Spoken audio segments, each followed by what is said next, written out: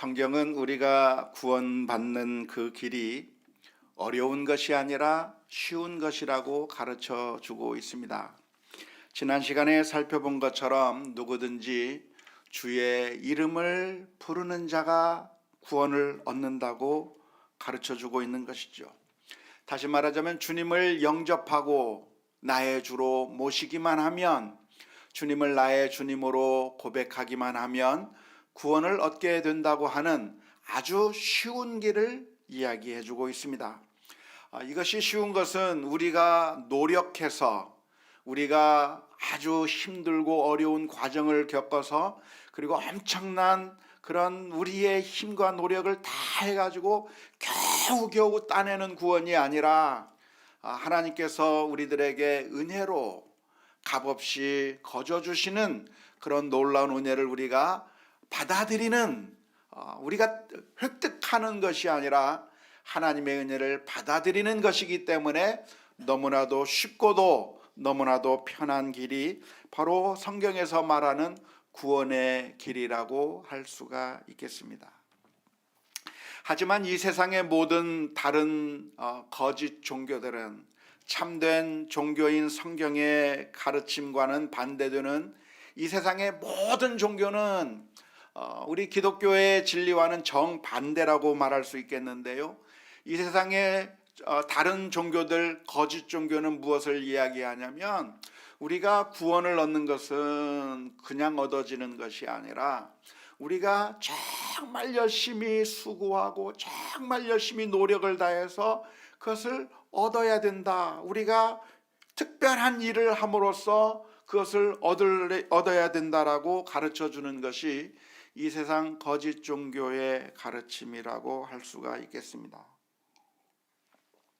이 세상 거짓 종교의 그 가르침, 특별한 일을 해야만 무엇을 얻을 수 있다고 하는 것은 주로 세 가지 방법으로 얻을 수 있다고 가르쳐 주는 것이죠. 한번 봤으면 좋겠는데요.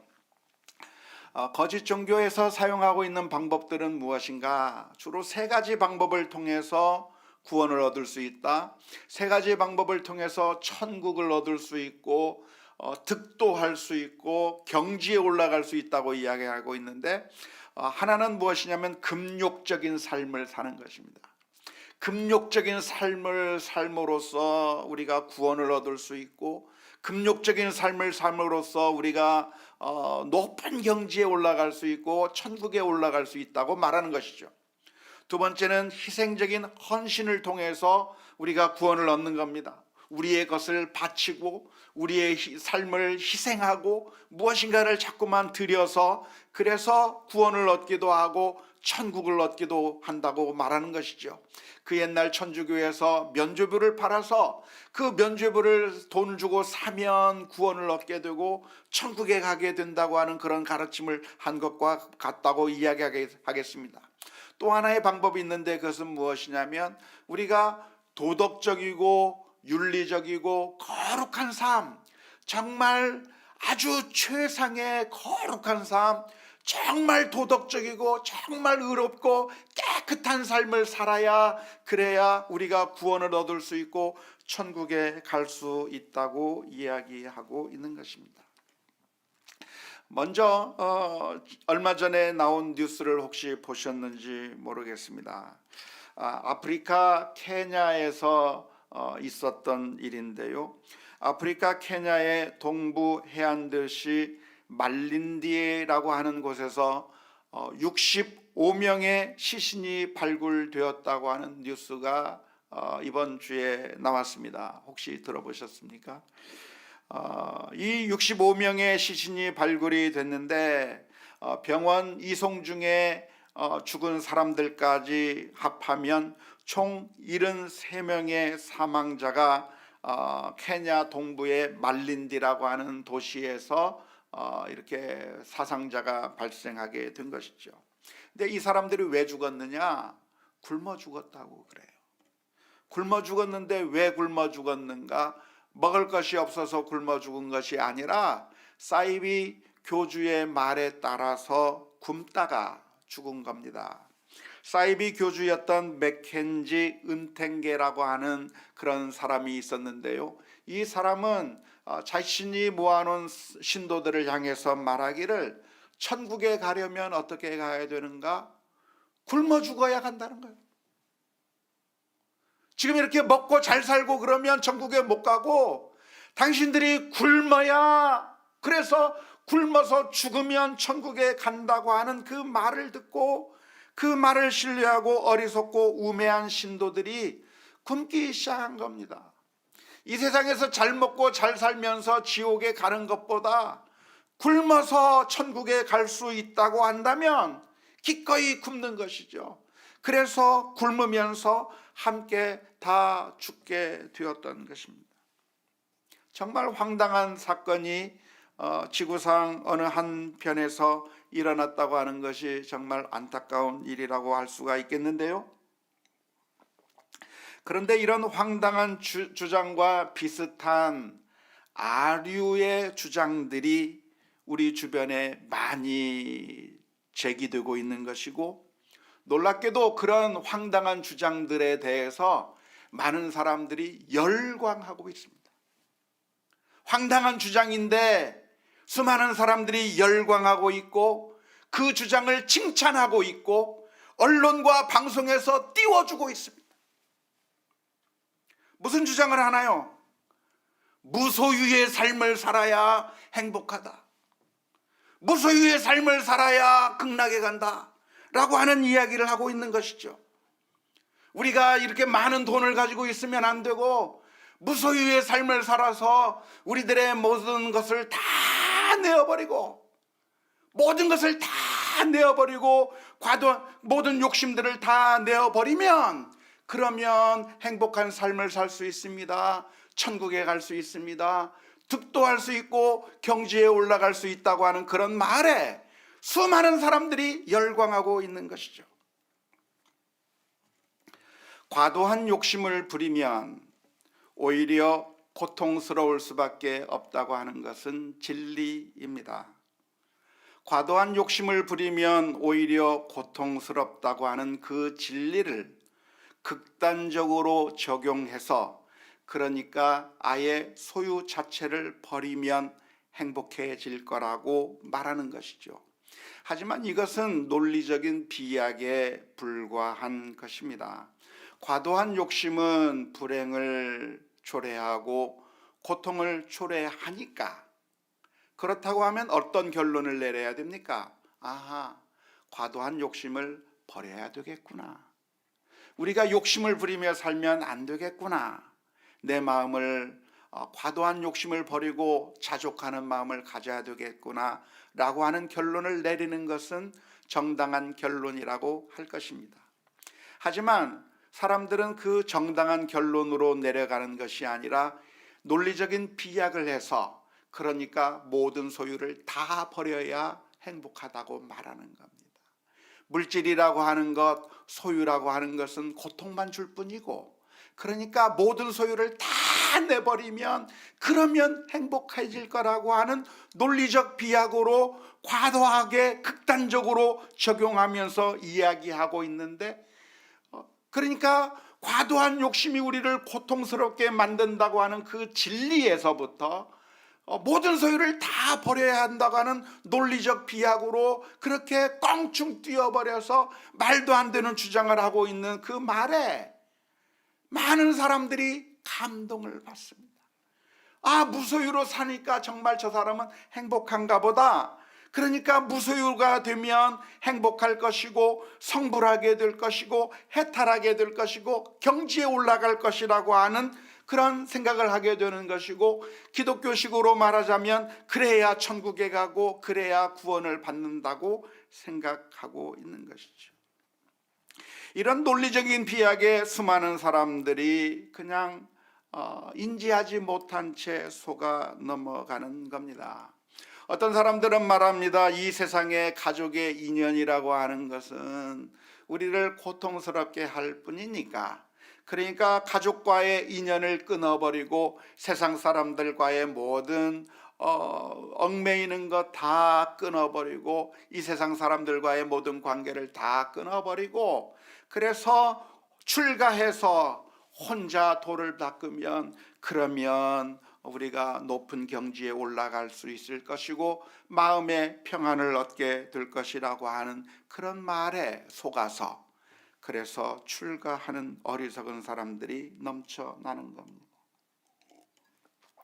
결혼하지 말고 혼자 독신으로 살아야 된다. 금욕주의적인 그런 주장들에 대해서 많은 사람들이 동의를 하면서 실제로 거기에 빨려 들어가는 것이죠. 사실 그러한 것은 굶어야 천국에 간다고 하는 말과 똑같은 말이라고 할 수 있는 것인데, 금욕주의적인 그런 주장에 수많은 사람들이 매력을 느끼고 그러한 금욕주의적인 주장에 그냥 무분별하게 뛰어들어서 자신의 인생을 망치는 경우들이 얼마나 많은지 모릅니다. 오해하지 마십시오. 그러니까 제가 말하고 있는 것은 흥청망청 아무렇게나 쾌락적인 삶을 살아도 좋다고 말씀드리는 것은 결코 아닙니다. 방탕한 삶을 살아도 괜찮고 욕심을 부리며 살아도 괜찮고 많은 소유를 얻기 위해서 정말 말도 안 되는 그런 엉터리의 삶을 살아도 괜찮다고 말씀드리는 것은 전혀 아닙니다. 과도한 욕심을 버리는 것은 맞는 것이죠. 성경에서는 무엇을 가르치고 있습니까? 과도한 욕심을 버리고 자족하는 마음을 가져야 한다고 가르쳐주고 있는 것이죠. 특별히 바울 사도는 고백하기를 나는 어떠한 형편에 있든지 자족하는 법을 배웠다고 말하고 있는 것이죠.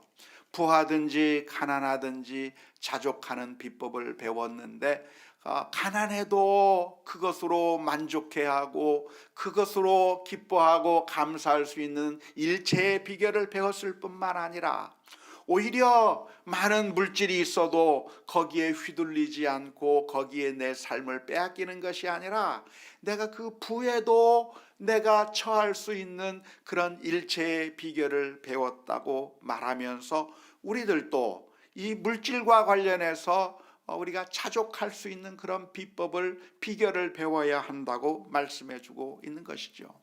디모데전서 6장 6절 말씀에서는 이렇게 표현하고 있습니다. 그러나 자족하는 마음이 있으면 경건은 큰 이익이 되느니라 라고 말씀하고 있는 것이죠. 우리가 과도한 욕심을 버리고 그리고 정말 자족하는 마음을 가지는 것은 신앙생활의 아주 중요한 측면이라고 할 수가 있겠습니다. 하지만 거짓 종교에서는 어떻게 이야기하는가? 그런 과도한 욕심을 버리는 것 이상으로 아예 소유 자체를 버려야 하고 아예 결혼도 하지 말고 혼자 살아야 되고 그리고 또한 금식을 해야 되고 아무것도 먹지 말아야 된다고 말하고 우리의 몸을 자꾸만 고통스럽게 만들고 정말 힘들게 만들고 우리의 삶 자체를 정말 고통스럽게 만드는 것이 오히려 행복으로 가는 길이다, 오히려 천국을 얻는 길이다라고 하는 그런 황당한 주장들이 있다고 하는 것을 우리가 조심해야 할 것입니다. 두 번째로 거짓 종교에서는 무엇을 이야기하는가? 우리가 천국을 얻기 위해서는 또는 우리가 원하는 바를 얻기 위하고 어떠한 경지에 올라가기 위해서는 희생적인 헌신을 해야 된다. 희생적으로 무엇인가를 드려야 된다라고 말하는 종교들이 있습니다. 주로 저급하고 미신적인 종교에서 말하고 있는 것이 그런 말이죠. 우리가 신에게 무엇인가를 엄청난 희생을 해가면서 바치게 된다고 한다면 그러면 그 신으로부터 우리가 무엇인가를 얻을 수 있고 그리고 구원을 얻을 수 있다고 가르치는 것이죠. 예를 들어서 비싼 돈을 내고 부적을 붙여야 한다든가 소원을 들은 그 소원을 담은 등을 달아야 된다든가 아니면 소원을 적은 기와를 돈을 많이 주고 사야 된다든지 굿을 해야 된다든지 사찰을 짓든지 불상을 짓든지 우리가 종교적으로 내 돈을 희생해 가면서 그래서 무엇인가를 바치면 그러면 천국에 갈 수 있고 극락에 갈 수 있고 우리가 원하는 것을 얻을 수 있다고 말하는 겁니다. 공양미 3,000성과 같은 그런 엄청난 재물을 바쳐야, 그래야 눈이 떠질 수 있다고 하는 그런 이야기들 하는 것인데, 주로 저급하고 미신적인 종교에서 말하는 것들입니다. 아주 오래된 선교사님의 편지 가운데 이런 이야기가 써 있는 것을 볼 수가 있습니다. 인도에 선교사로 갔던 어떤 선교사님이 보고한 선교 편지에 나오는 이야기인데요, 아마도 100여 년 전에 있었던 일인 것 같습니다. 인도의 겐지스 강가에서 어떤 엄마가 한 아이를 물에 빠뜨리는 장면을 보았습니다. 그 아이를 빠뜨려서 자기 아이를 죽여버린 것이죠. 그래서 너무나도 깜짝 놀라서 그 엄마에게 다가가서 물었습니다. 왜 당신의 아이를 물에 빠뜨려 죽입니까? 그랬더니 이 엄마가 울면서 대답을 하는 거예요. 무당이 나한테 이 얘기를 했는데, 나에게 두 아들이 있는데 한 아들이 지금 시름시름 앓고 있고, 그 아이를 살리기 위해서는 다른 아들을 죽여야 된다는 겁니다. 다른 아이들을 죽일 정도로 그런 희생을 내가 해야 이 아이가 살아날 수 있다고 하는 그 말을 들은 엄마는 할 수 없이 한 아이를 살리기 위해서 다른 아이를 죽여야만 하는 그런 극단적인 선택을 할 수밖에 없었다는 거예요. 신이 누구인가? 신은 우리에게서 가장 좋은 것을 빼앗아가 버리고, 우리의 엄청난 희생을 드리고, 내 많은 돈을 바치기도 하고, 내 목숨을 바치기도 하고, 우리 자식을 바치기도 하면서, 그래서 엄청난 희생을 해야, 그래야 그 신이 나에게 무엇인가를 해주기도 하고 문제를 해결할 수 있다고 하는 그런 이야기들로 수많은 사람들을 속이는 것이죠. 참으로 안타까운 일인데요, 거짓 종교는 우리들에게 좋은 것을 줄 테니까 우리들의 희생을 강요하는 것이죠. 우리들의 것을 빼앗아가는 그런 종교가 바로 거짓 종교라고 할 수가 있겠습니다. 그런 의미에서 사실 돈도 우리 일종의 종교가 될 수 있는 것이죠. 주님께서는 늘 하나님을 섬길 것인지 만몬을 섬길 것인지 돈을 섬길 것인지 너희가 둘 중에 하나를 선택하라고 말하고 있는데요, 돈도 우리들에게 일종의 종교가 되어버린 것입니다. 이 세상 사람들 가운데 종교를 안 믿는 사람은 단 한 사람도 없습니다. 심지어 나는 무교라고 말하는 사람은 여러 가지 알려진 종교들 가운데서 내가 선택하지 않았다고 하는 말이지, 사실은 이 무교라고 말하는 사람들은 돈의 종교를 섬기고 있는 것이죠. 돈의 종교라고 하는 것이 무엇입니까? 우리가 성공하게 되면, 우리가 돈을 많이 얻게 되면 행복하게 될 수 있고, 돈이 우리를 살리고, 돈이 우리의 모든 것들을 해결해주고, 돈이 우리를 행복하게 살릴 것이라고 하는 그런 종교를 믿고 있는 것이 그런 사람들이라고 할 수 있겠는데요, 그 잘못된 종교는 무엇을 말합니까? 그러니까 성공을 위해서, 돈을 위해서 우리들의 희생을 강요하는 것이죠. 부부와의 관계, 자녀들과의 관계도 다 희생시켜 버리면서 성공을 위해서 달려가게 만드는 겁니다. 우리들의 모든 것들을 다 희생하면서 우리들의 건강이나 우리들의 모든 관계나 이런 것들, 가족이나 이런 것들을 다 희생해 가면서 돈을 얻을 수만 있다고 한다면 그 돈이 우리를 행복하게 해준다고 하는 그런 거짓 종교의 가르침에 우리가 속아 넘어가서 수많은 사람들이 돈을 추구하다가, 성공을 추구하다가 결국에 가정이 깨어져 버리고 건강을 다 잃어버리고 정말 고통스러운 단계로 넘어가게 되는 경우가 많이 있는 것이죠. 역시 오해하지 마십시오. 그러니까 우리가 신앙생활을 하면서 우리가 하나님 앞에 헌신하고 희생하는 것 자체가 의미 없다고 말씀드리는 것은 아닙니다. 마지막으로 세 번째 거짓 종교의 가르침이 무엇이냐면, 저급 종교와는 달리 고급 종교는 우리로 하여금 윤리적인 삶, 도덕적인 삶, 거룩한 삶을 살아야, 그래야 우리가 천국에 갈 수 있고 구원받을 수 있다고 말하는 겁니다. 아마 세계적으로 인정받는 그런 종교들은 이런 종교들이라고 할 수 있는 것이죠. 유대교가 이런 거룩한 삶을 추구했기 때문에 당시에 저급한 종교를 가지고 있던 사람들이 유대교의 많은 매력을 느끼게 된 것이고요. 지금 알려져 있는 세계적으로 인정받는 종교들은 다 이런 고급 종교들입니다. 윤리적인 삶을 살아야 되고 도덕적인 삶을 살아야 되고 거룩한 삶을 살아야, 그래야 우리가 구원받을 수 있다고 말하는 것이 이 세상 종교들의 이야기입니다. 그러니까 우리가 열심히 착하게 살아야 된다는 것이죠. 완벽하게 살아야 되는 것이죠. 더러운 삶을 사는 것이 아니라 우리가 깨끗하고 정말 도덕적인 삶을 살게 된다고 한다면, 그러면 구원을 얻을 수 있을 거라고 이야기하는 것이죠. 하지만 그것도 역시 우리들을 구원으로 인도하기보다는 우리를 고통 가운데 몰아넣고 구원으로 인도하지 못하는데요. 왜냐하면 우리는 완벽해질 수 없는 사람들이기 때문에 그렇습니다. 우리가 다른 사람들과 비교해서 조금 더 나아질 수는 있겠지만, 그러나 하나님의 기준에 비추어 보아서 우리가 완벽해질 수가 없는 것이고, 그래서 그것이 문제일 뿐만 아니라 우리는 결국 그 단계로 가면 갈수록 나보다 못한 사람들을 향해서 멸시하고 무시하기도 하고 교만해지기도 하고, 또한 우리가 그렇게 쉽게 넘어지기도 하는 그런 것을 통해서, 그런 방법을 통해서 우리가 구원을 받을 수 없다고 하는 것이 문제인 것이죠. 그래서 우리들에게는 구원이 필요한 것, 우리에게는 쉬운 길이 우리에게 제시된 것이죠. 성경은 이런 이 세상의 거짓 종교의 가르침과는 달리 아주 쉬운 길을 제시해 주고 있습니다.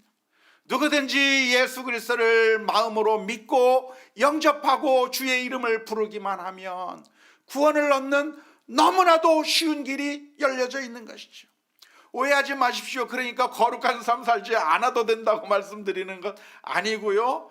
우리가 희생적인 헌신 안 해도 괜찮다고 말씀드리는 것 아니고, 그런 것 자족하는 삶 살지 않아도 된다고 말씀드리는 것 아닙니다. 다 필요해요.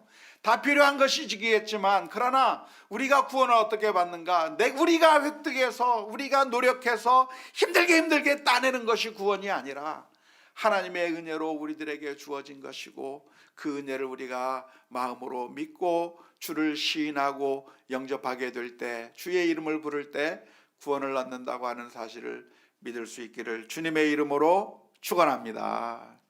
먼저 우리의 상태가 어떠한 상태인가를 알아야 되는데요.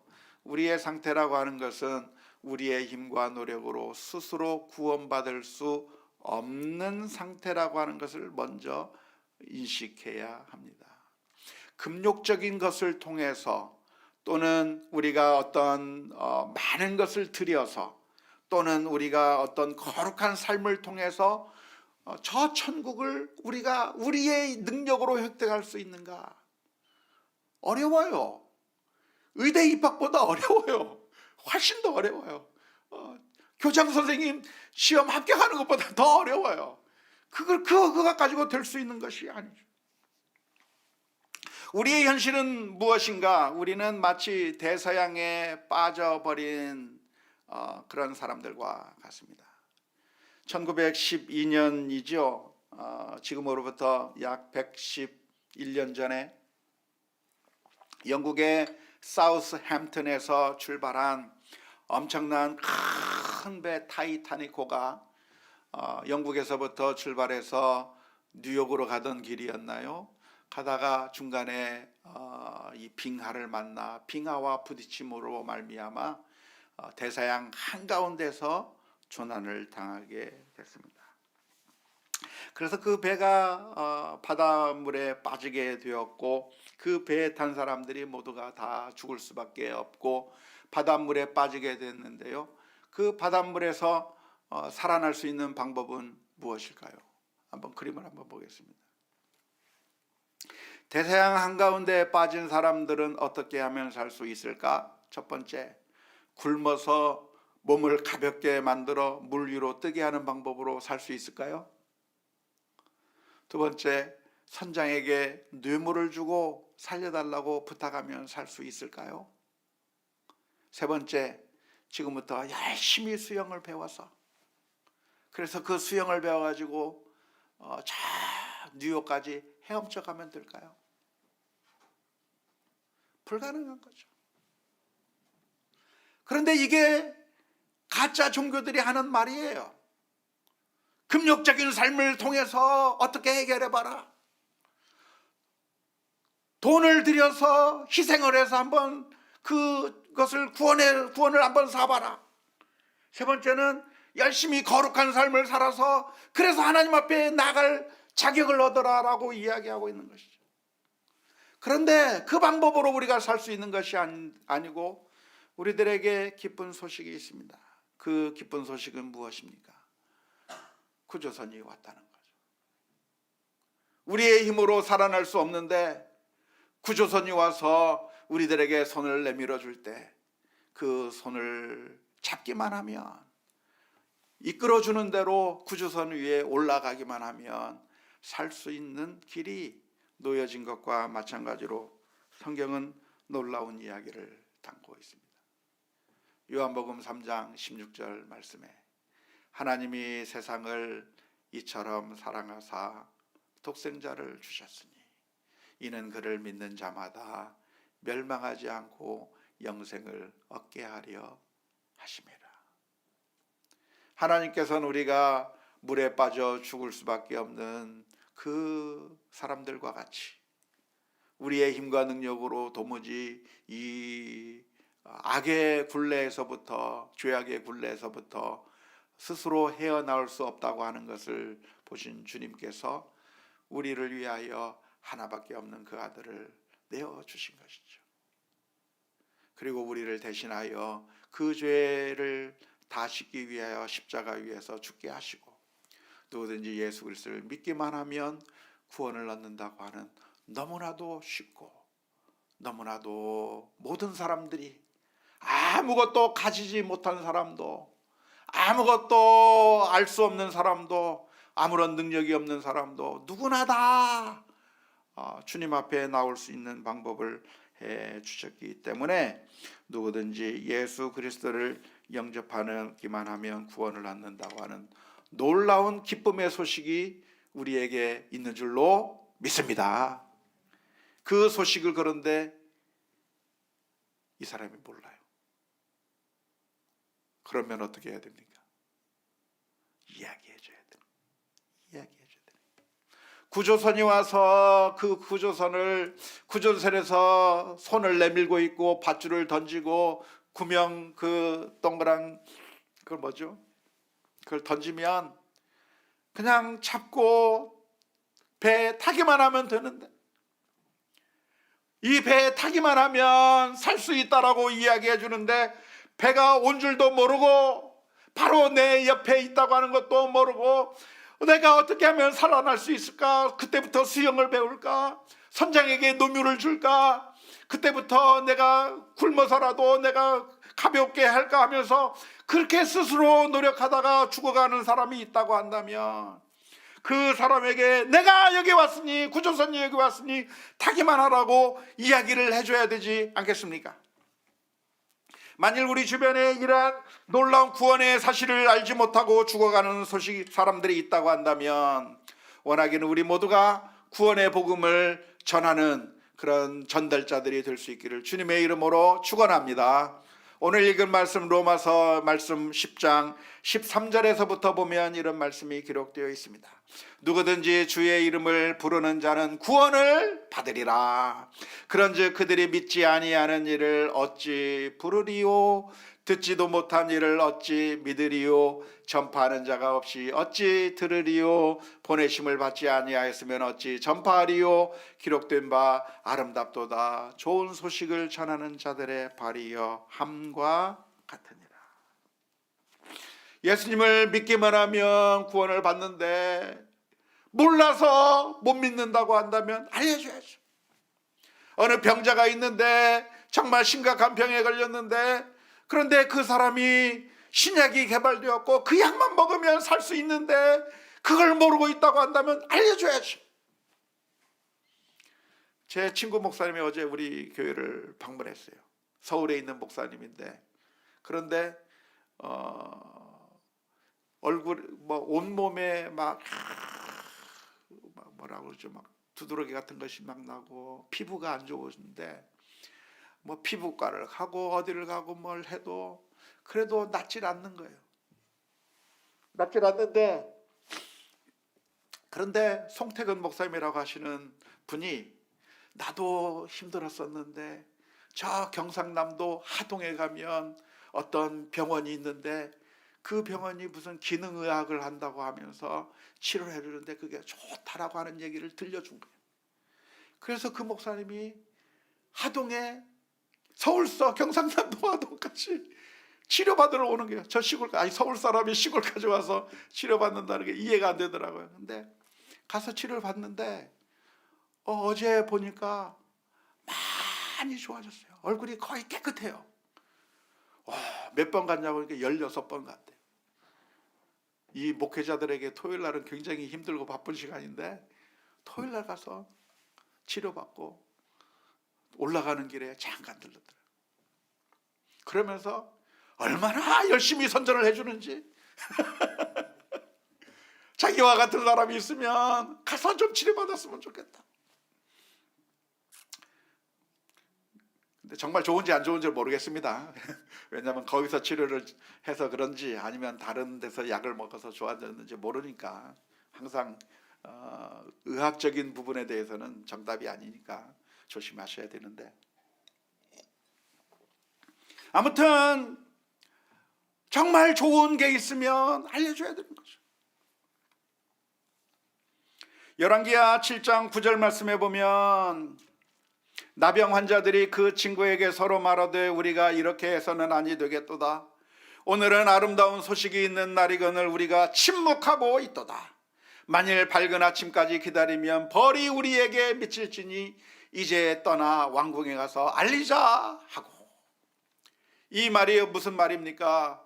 그 옛날 사마리아 성에서 기근이 들어서 모든 사람들이 아사하고 있는 그 상황 가운데 먹을 것이 없어서 서로가 약속을 하면서 오늘은 우리 아들 잡아먹고 다음번에는 네 아들 잡아먹자 하면서 그렇게 고통스럽게 살고 있던 그 사마리아 성에 있던 그 성문 앞에 있던 나병 환자들이 아이고 이래 주구나 저래 주구나 할 수 없다 하면서 적군인 아람 진영에까지 갔다가 아람 진영에 도착해서 보니까 아람 군대가 이상하게 다 도망가 버리고 없고 그 안에 군수 물자가 가득 놓여 있는 것을 보고 거기서 이 나병 환자들이 마음껏 실컷 먹다가 생각하면서 했던 말이 이 말이에요.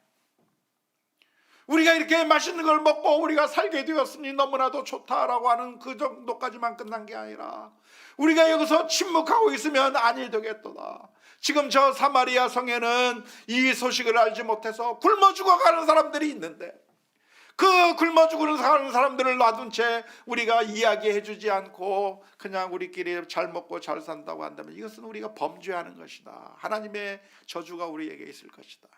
그러니 우리가 들어가서 알리자라고 이야기하고 있는 것이죠. 어쩌면 이 복음은 정말 놀라운 기쁨의 좋은 소식이라고 믿습니다. 우리와 같은 불가능한 사람들이 예수 그리스도를 믿음으로 말미암아 구원을 얻는다고 하는 이 놀라운 기쁨의 소식을 우리가 받았다고 한다면 우리 주변에서 정말 잘못된 우상을 쫓으면서 멸망해 가고 있는 그런 사람들에게 복음을 전하는 귀하고 복된 결단들이 있어야 될 줄로 믿습니다. 하지만 오해하지 마십시오. 그러니까 복음을 전한다고 하는 것은 그러니까 그냥 막 전하기만 하면 된다고 하는 그런 의미가 아닙니다. 우리가 언제 늘 잘못하냐면 우리가 정당하거나 우리가 옳을 때 늘 잘못하고 실수합니다. 부모가 자녀를 바른 길로 인도한다고 하는 것은 정당하고 명분이 있는 일이고 그것은 당연히 해야 될 일입니다. 그렇기 때문에 부모가 자녀들에게 막무가내로 혼내기도 하고 폭력적이 되기도 하는 거죠. 그런데 결과적으로는 그렇게 해서 자녀들은 더 나쁜 길로 가는 결과를 가져오는 경우가 많습니다. 우리가 우리 아이들을 바른 길로 인도하기 위해서는 그냥 옳은 이야기를 말해버리는 것으로 끝나는 것이 아니라 그 목적을 이루기 위해서 아이의 마음을 살펴보기도 하고, 그리고 때로는 직설적으로 이야기하는 것이 아니라 다른 방법들을 통해서 아이가 마음의 문을 열고 이 말을 잘 받아들일 수 있도록 고민하면서 아주 신중하게 뱀같이 지혜롭게 접근해야 되는 것과 마찬가지로 복음을 전하는 것도 이것은 당연히 해야 될 일이고 정말 시급하게 해야 될 일이지만 그냥 막무가내로 외쳐버리기만 하면 오히려 복음을 전하지 않는 게 더 나을 수가 있어요. 지금 가만히 계신 분들 잘하고 계시는 건데 농담입니다. 그냥 함부로 이야기해서 복음에 대해서 더 반발하게 만들 것이 아니라 지금 마음을 꽉 닫아버리고 있는 그런 사람들에게 그냥 아무렇게나 이야기해버려서 거룩한 진주를 개에게 던지듯 돼지에게 던지듯 마음에 받아들일 준비가 되어 있지 않는 사람들에게 그냥 함부로 던져서 짓밟히게 만드는 그런 일들을 할 것이 아니라 정말 어떻게 이 좋은 것을 받아들이게 할지 연구를 해야 돼요. 우리 아내는 우리 아이를 기를 때 좋은 음식을 먹이기 위해서 부단히 많은 노력을 했는데요. 아이들이 편식을 하잖아요. 편식을 하기 때문에 입맛에 좋은 것은 먹고 자기가 좋아하는 것은 먹지만 그런데 정말 영양가 있는 것은 안 먹으려고 하잖아요. 콩 안 먹고 이것도 안 먹고 저것도 안 먹고 이것 좀 먹어봤으면 좋겠는데 아이가 안 먹어요. 그러니까 입 벌려 하고 그냥 입으로 쑤셔넣는 것이 아니라 이 아이가 어떻게 먹으면 좋을까? 별 모양을 만들어서 예쁘게 만들기도 하고 맛있는 음식에 그것을 갈아서 넣어서 이 아이로 하여금 먹게 만들기도 하고 이 아이가 이것을 잘 받아들일 수 있도록 어떻게 하면 영양가 있는 이 음식을 이 아이에게 공급해 줄 수 있을까? 거부하지 않고 환영하며 받아들일 수 있을까?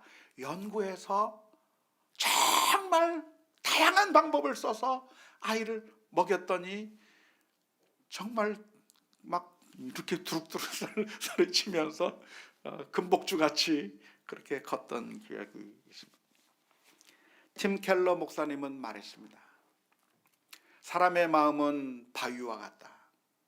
그런데 그 바위를 터뜨려서 깨뜨려서 그래서 예수 그리스도를 받아들이게 해야 하는데 복음은 다이너마이트와 같다 그랬어요. 근데 그 다이너마이트를 어떻게 터뜨릴 것인가? 그냥 바위 곁에서 뻥뻥 터뜨리면 바위만 시커멓게 그을릴 뿐 바위는 터지지 않는다라고 말하면서 바위를 터뜨리기 위해서는 먼저 드릴로 그 바위에 구멍을 뚫고 그리고 그 바위 속 깊은 곳에 다이너마이트를 집어넣고 그리고 그 바위 한가운데서 다이너마이트를 터뜨려야 그 바위가 부서진다라고 이야기를 합니다. 복음을 전하기 위해서는 그냥 함부로 막 전해서 복음에 대해서 오히려 반발하게 만들고 내가 쳤단 인간들 때문에 교회는 절대로 안 나가겠다고 하는 결심을 하게 만드는 일을 하지 말고 예수님께서 나에게 어떻게 선한 일을 하셨는가 간증해야 되는 거죠. 예수님께서는 수가성 여인에게 찾아가셔서 그냥 말씀하신 것이 아니라 물로써 대화를 하면서 여인의 마음을 열고 그리고 복음을 전하셨고, 수가성 여인과 같은 사람은 거룩한 삶을 살았기 때문에 말한 것이 아니라 내가 죄인이었으나 나 같은 사람도 주님께서 용서해 주셨다고 한다면, 그렇다고 한다면 우리 다른 사람들도 용서받을 수 있겠다고 하는 그런 접근들로 나에게 이런 이야기를 해준 예수 그리스도에 대해서 소개하면서 접근해 나간 것이죠. 원하기는 구원의 기쁨의 소식이 우리들에게 있는데 우리가 그것을 확신할 뿐만 아니라 또한 우리에게 주어진 모든 대상자들에게, 사실 우리가 만나는 모든 사람들은 우리 가족이든 부모님이든 자녀들이든 또 우리가 직장에서 만나든 사회에서 만나든 그 어떤 사람들이든 하나님께서 그냥 아무런 목적 없이 만나게 해주신 것이 아니라 사실은 그 사람에게 내가 이렇게 구원을 받게 되었다고 하는 사실을 잘 전하기 위해서 우리에게 사명으로 주신 것이라고 믿습니다. 전파하는 이가 없이 어찌 들으리요 하는 이 말씀을 기억하면서 복음을 전하는 아름다운 발들이 모두가 다 될 수 있기를 주님의 이름으로 축원합니다.